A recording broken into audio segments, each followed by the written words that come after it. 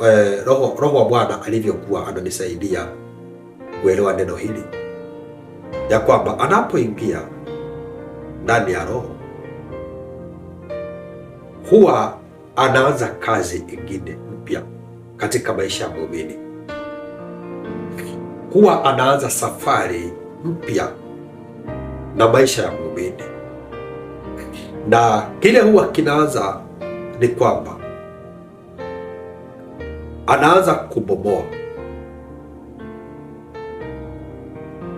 anaanza kubomoa ule mjengo wa kale, kwa sababu neno linasema ya kwamba mtu akishamkubali Kristo anakuwa kiumbe kipya.